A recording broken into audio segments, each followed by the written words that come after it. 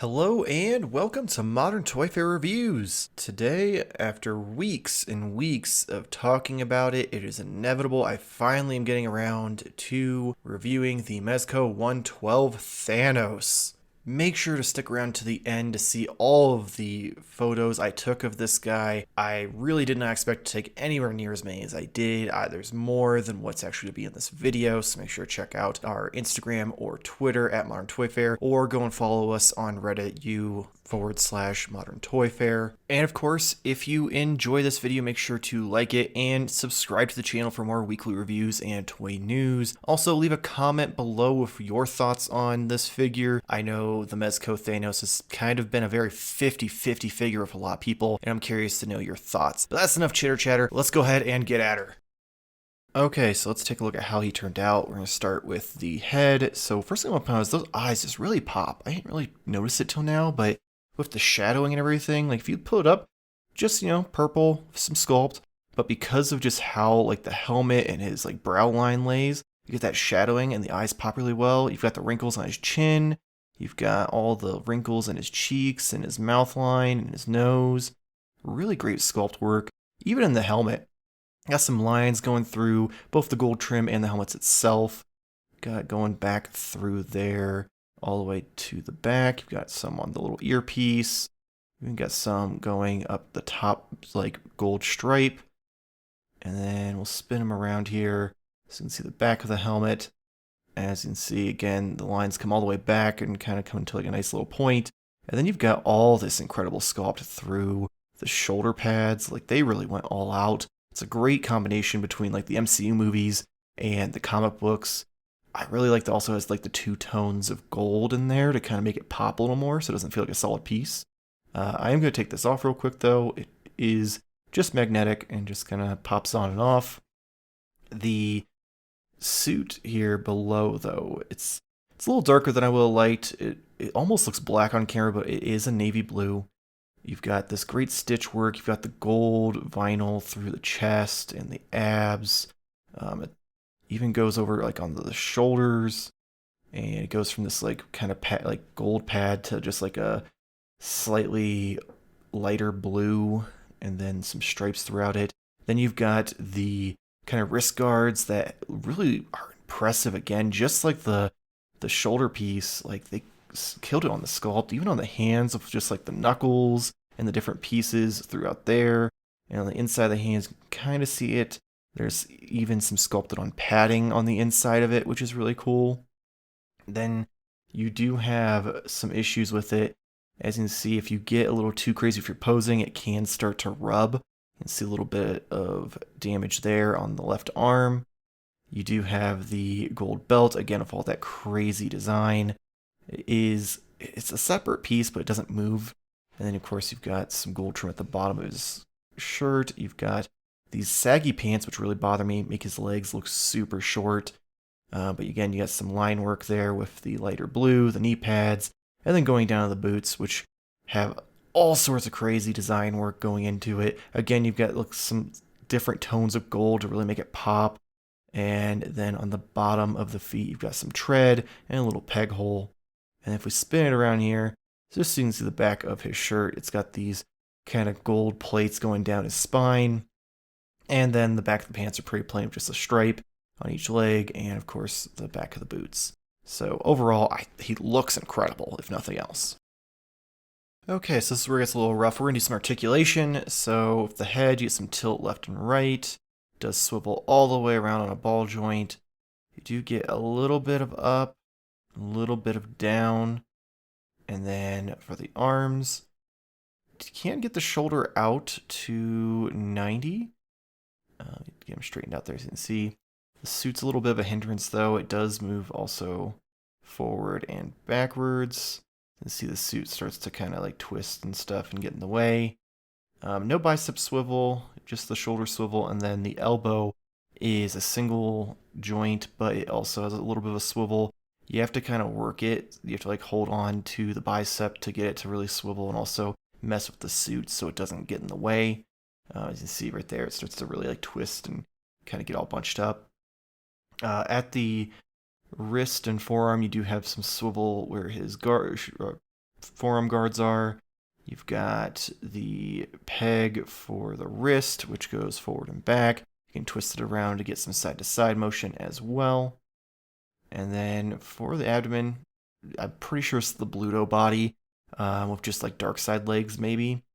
And it has pretty much like you've got the waist articulation, but there's no ab crunch. Like he goes forward and back at the waist, and that's about all as far as you can go back. You do get some twist, not a whole lot though. It's kind of disappointing, but he's a bigger figure, so I'm not sure what I expected. Legs can't quite go. They almost get to 90. A little bit of hindrance because the saggy pants. Forwards real rough, not even close to all the way out, and back it's even worse. It almost borderline just kind of goes into like a standing pose. And then you've got the single joint knee, and you do have a thigh swivel, so you can kind of twist it around. I can't find any sort of knee swivel, but you do have a boot swivel, and then you get a decent amount of articulation at the ankles, which is kind of surprising, especially with him being a little bigger. Even twists side to side, so we can kind of get some poses out of him. Overall, he has a lot of hindrances with his articulation, but it doesn't stop you. If you're creative enough, you can kind of find a way to do it. You just have to kind of work with what you got, and let me get him twisted around here. You can still make him look dynamic even with what little you get from the articulation. So it's not perfect, but it's not terrible. Okay, on to the accessories. So you do get 2 pairs of extra hands. First, you have this kind of relaxed / wide open hand. You can see you've got all of the armor on there, and then you get a better look at that sculpted padding on the inside. Then you have more of like a grasping or choking hand. It's got those fingers all curled in. You've got the padding on the inside. You get 2 face sculpts. This one is the angry face. You've got those teeth and all the wrinkles.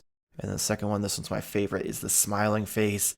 Just that shit-eating grin just looks absolutely fantastic, and I love it. They did a great job on this one. Then you get the Cosmic Cube or the Tesseract for the MCU fans. It's pretty, self-explanatory and kind of just plain. And then what should have been the best accessory, but I'm real mixed on it, and that is the Infinity Gauntlet. So you do have some great sculpt work. Visually, as you can see here, it looks fantastic. I do feel like the gems aren't quite the color they should be. Like I think that one looks dark blue when it should probably be more of a purplish. And then even on the opposite side, they've got some sculpt on the inside of the hand. It looks fantastic. The gauntlet itself has no ball peg. You just have this little piece that slides inside that has a light. It's a little bit of a curve, as you can see, which kind of complicates things as well. So you slide it through the bottom end, and you kind of got to twist it to get it where you want it. And then you do have these little notches, which are supposed to hook in, but I don't think they do anything if I'm honest. And then you just kind of got to squeeze this on here and try to get as flush as possible. For the most part, once you get it on, it stays pretty well. But the second that you try to put his arm in, it just kind of fall off. So you have to kind of mess around with it to get it where you want it. It does also light up, which is a cool add. Didn't really need it, but it looks cool. Let me turn off some lights here so you can see a little better. My big gripe is if you're going to do the light up for the gems, paint the inside a little better so you don't get all of this like light bleeding through the gauntlet. I get maybe they were going for more like a powered up look, but to me it doesn't look good on it. I would have rather just the gems light up more than anything.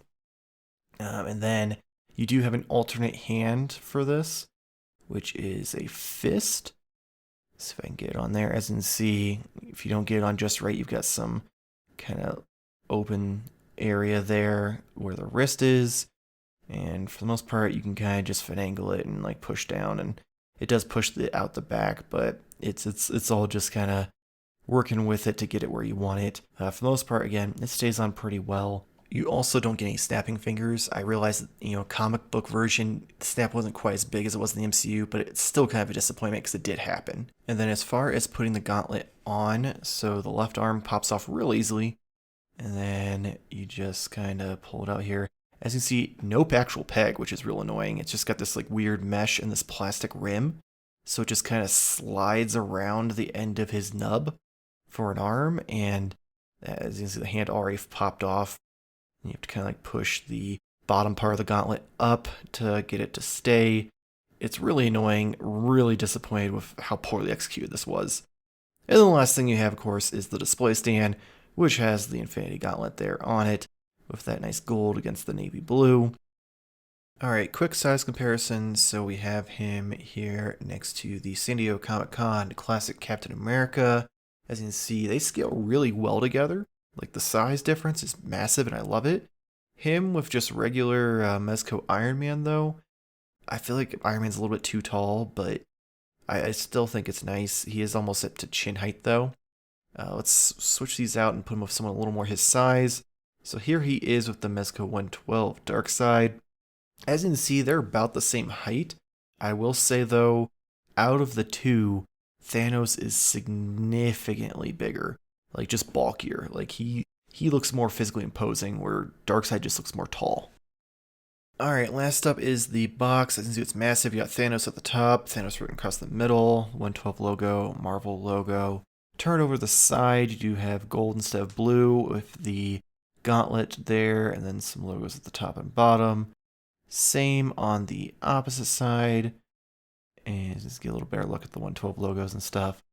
Top just has the 112 Collective post-play display. Bottom's just all the warning labels and social media information.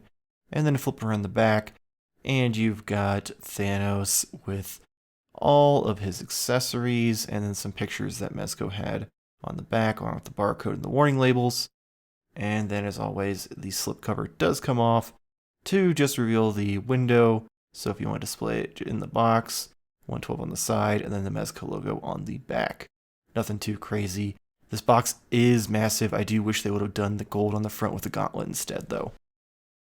Okay, so this figure definitely has its pros and its cons. The sculpt on it looks absolutely incredible. The faces, the gauntlets, the armor, all looks great. The material in the suit, as you saw with the damage, I wish they would have done a little better. I hate the saggy pants. It just makes him look like he has short, stubby legs. I wish that they wouldn't have used what I assume to be the Bluto body for the torso, because it has zero articulation in the chest and abdomen. I could have went without the light up feature on the gauntlet. Honestly, I don't think it's that impressive, and I much rather would have had articulation in the wrist for the gauntlet and for it to properly fit on the arm instead of just kind of loosely sitting there. I really wish that it would have been a ball joint and a proper peg versus what we got, but overall, I still like the figure. I think he looks incredible. He's a great shelf presence. Having him with Captain America and Iron Man and all the other Marvel characters, we don't have a lot of villains, and I feel like this is a big get for the Mezco collectors community. So I'm going to take what we can get. Maybe sometime down the line, we'll get a 2.0 version that's improved. Or better yet, maybe we'll have some customizers out there who make us a proper gauntlet so you can do the snaps, so you can have his wrist kind of bend back and forth, so you can have it actually go on his arm without it just kind of being lazily plugged on to the edge of it. But I still like it. I don't care.